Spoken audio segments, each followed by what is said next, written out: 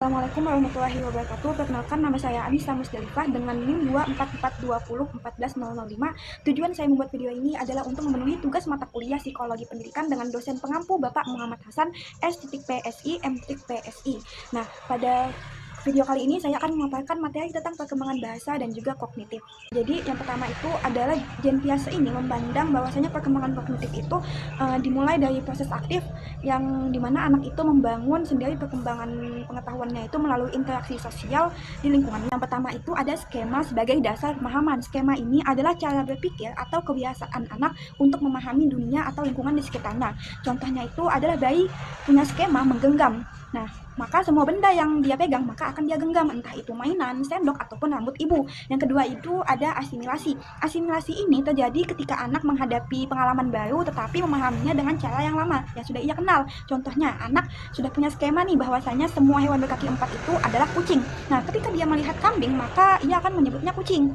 Nah, yang ketiga itu ada akomodasi. Akomodasi ini terjadi ketika skema lama tidak cocok sehingga anak mengubah dan juga menyesuaikan cara berpikirnya. Nah, contohnya itu adalah si anak sudah dijelaskan nih bahwasanya si kucing dan juga kambing ini berbeda. Lalu anak ini berpikir kalau suaranya juga berbeda. Nah, jadi anak pasti bakalan bisa membedakan antara kucing adalah kucing, kambing adalah kambing. Nah, selanjutnya yang terakhir itu ada disequilibrium dan equilibration. Disequilibrium ini adalah kondisi ketika anak merasa bingung karena pengalaman baru ini tidak sesuai dengan skema lama. Nah, jadi kan yang tadi tuh anak bingung nih karena kucing ini dia tidak mengeong tetapi mengembek. Nah, untuk mengatasi kebingungan ini, maka anak melakukan yang namanya equilibration, yaitu proses menyesuaikan skema agar kembali seimbang. Nah, dalam menyesuaikan skema ini, interaksi sosial seperti penjelasan orang tua dan juga diskusi dengan teman sangat membantu anak untuk memahaminya lebih cepat.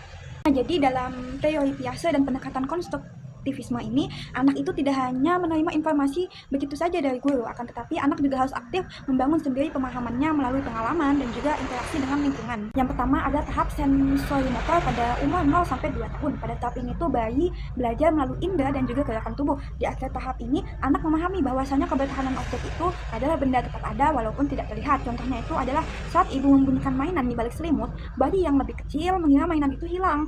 Namun menjelang usia 2 tahun, bayi itu akan mencari mainan itu karena tahu benda tersebut masih ada. Selanjutnya yang kedua itu ada tahap pra-operasional, yaitu dari umur 2 sampai 7 tahun. Pada tahap ini anak mulai menggunakan bahasa dan juga simbol, tetapi cara berpikirnya itu masih terbatas. Nah, pada tahap ini anak itu sering mengira bahwasanya orang lain itu melihat, mengetahui dan merasakan hal yang sama seperti dirinya.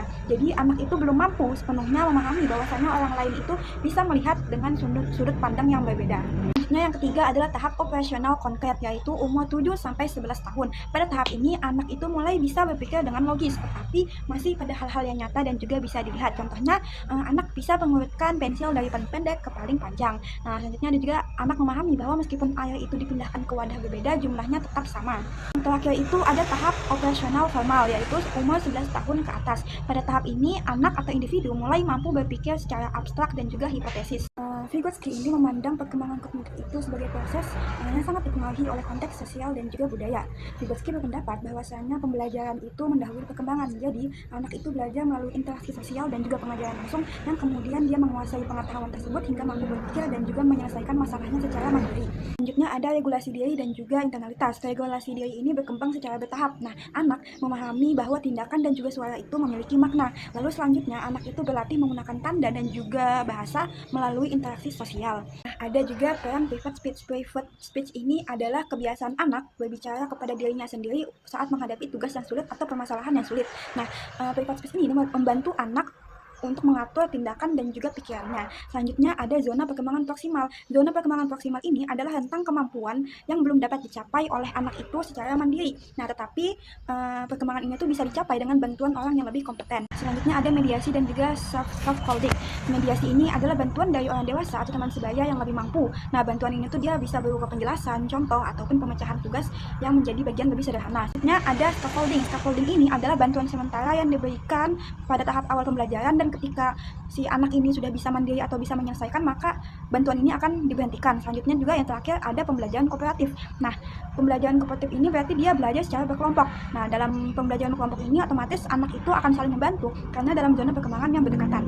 Topik selanjutnya ada kemampuan bahasa. Bahasa ini adalah bentuk komunikasi, entah itu tulisan, lisan, maupun juga bahasa isyarat. Bahasa ini dia memiliki sifat infinitively generatif, yang berarti manusia dapat membuat jumlah kalimat yang sangat tidak terbatas dengan jumlah kata yang terbatas. Misalnya nih, ada kata saya, koma mau, koma makan, koma nasi. Nah, beberapa orang mungkin akan membuat kata kayak saya mau makan nasi, tapi sebaliknya ada juga yang bilang saya makan nasi sekarang atau nasi mau saya makan. Nah, dalam hal ini berarti bahasa memungkinkan manusia terus menciptakan kalimat baru yang memiliki makna yang sama. Bahasa juga mempunyai aturan bahasa yang mencakup 5 sistem utama, yaitu fonologi, morfologi, sintaksis, semantik, dan juga pragmatis. Baik, yang pertama itu ada fonologi. Fonologi ini bisa disebut dengan sistem bunyi. Nah, jadi fonologi adalah aturan tentang bunyi dalam bahasa dan bagaimana bunyi itu dapat digabungkan dan juga dipadukan. Nah, yang kedua ada morfologi. Morfologi ini adalah unit makna dalam kata. Nah, morfologi ini dia berkaitan dengan bagian-bagian kecil dalam kata yang memiliki makna. Contohnya itu ada kata makan dan juga memakan. Tambahan me inilah yang mengubah bentuk dan fungsi kata. Nah, jadi morfologi ini adalah aturan tentang bagaimana kata ini dapat dibentuk dan diubah maknanya. Selanjutnya ada sintaksis. Sintaksis ini adalah susunan kata dalam kalimat. Sintaksis ini merupakan aturan tentang bagaimana kata ini disusun menjadi kalimat yang benar. Contohnya adalah saya makan nasi. Nah, itu kalimat yang betul. Kalau kalimat yang salah itu adalah makan saya nasi. Nah, jadi dalam sintaksis ini kita belajar bahwasannya bagaimana menyusun kata menjadi kalimat yang tepat. Nah, selanjutnya ada semantik. Semantik ini adalah makna kata dan juga kalimat. Semantik ini berkaitan dengan arti dari kata dan juga kalimat tersebut. Kayak contohnya misal nih, kata apel itu bisa berarti buah atau kegiatan upacara. Apel dan apel. Nah, itu kan beda tuh. Nah, jadi anak belajar memahami makna dari kata tersebut, tidak hanya menelan mentah-mentah kata tersebut. Nah, selanjutnya ada pragmatik. Pragmatik ini adalah penggunaan bahasa sesuai dengan kondisi dan juga situasinya.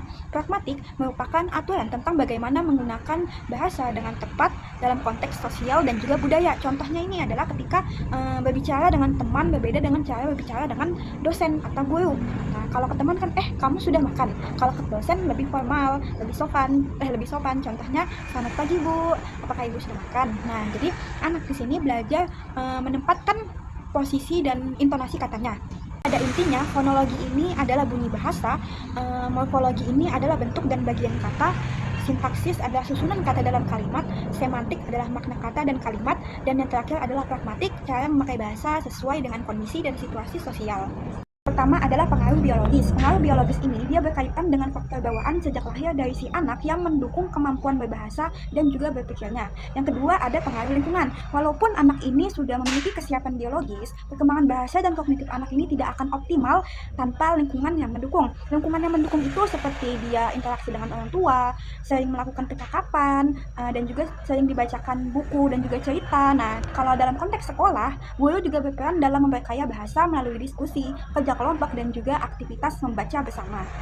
Yang pertama ada perkembangan bahasa pada masa bayi. Pada masa bayi, perkembangan bahasa ini terjadi secara bertahap. Sekitar pertengahan tahun pertama, bayi ini mulai mengoceh.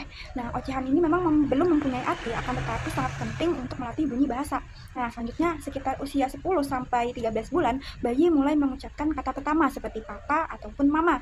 Nah, lalu pada saat usia 18 sampai 24 bulan, anak ini atau bayi memasuki tahap 2 kata. Mereka mulai menggabungkan 2 kata untuk menyampaikan keinginan mereka. Nah, ini menunjukkan bahwasanya anak sudah mulai memahami bahwa bahasa ini digunakan untuk menyampaikan informasi atau keinginan yang dia mau. Nah, yang kedua ada perkembangan bahasa pada masa kanak-kanak awal. Setelah tahap 2 kata, anak cepat sekali berkembang. Pada usia 2-3 tahun, mereka mulai membuat kalimat yang awalnya 1 atau 2 kata menjadi 3-5 kata. Nah, kalimat ini menjadi lebih panjang dan juga lebih jelas. Pada masa ini, semua sistem bahasa si anak ini mulai berkembang sangat pesat. Selanjutnya ada perkembangan fonologi. Pada perkembangan fonologi ini, anak sudah mulai masuk sekolah. Nah, otomatis dia semakin peka terhadap bunyi. Nah, kemampuan mengenali bunyi inilah penting untuk kesiapan membaca. Selanjutnya ada perkembangan morfologi. Di dalam tahap ini, anak itu mulai memahami bahwasanya bentuk kata kepemilikan ataupun jamak. Kayak misal, dia ada mainan, terus ada orang yang mengambil mainan tersebut, maka dia sudah bisa bilang, itu mainanku, itu punyaku. Nah, begitu. Selanjutnya ada perkembangan sintaksis. Dalam tahap ini, anak semakin mampu menyusun kalimat dengan benar. Yang awalnya mungkin papa mana menjadi papa lagi kerja di mana. Nah, kadang susunan kalimatnya itu bisa salah, akan tetapi dengan berjalannya waktu susunan kalimatnya itu akan semakin tepat. Lalu ada perkembangan semantik dan juga kosakata. Dalam tahapan ini kosakata si anak ini berkembang sangat cepat. Nah, anak usia 6 tahun ini dia memiliki ribuan kata, artinya setiap hari anak mendapatkan kosakata yang baru. Nah, si anak juga dapat mengingat kosakatanya itu dengan sangat mudah ketika kosakata tersebut itu adalah hal yang ia minati. Nah, selanjutnya yang terakhir itu ada perkembangan pragmatik. Pragmatik ini adalah kemampuan menggunakan bahasa atau kosakata sesuai dengan situasi atau kondisi.